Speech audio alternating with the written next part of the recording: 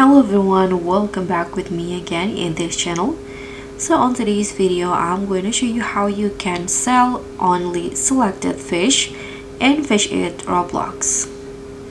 So if you don't want to accidentally selling a shiny or a mythic because we hit sell all, here I want to show you through the manual selection process on how you can use the lock feature to protect your favorites and how you can only sell the fish that you want.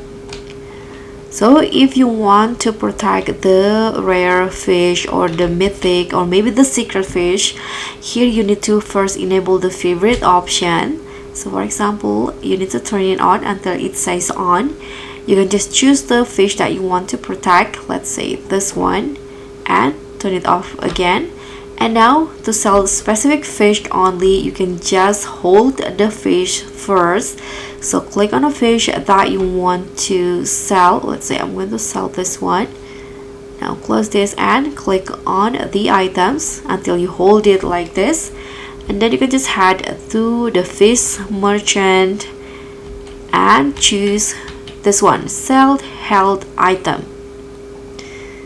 Click on yes.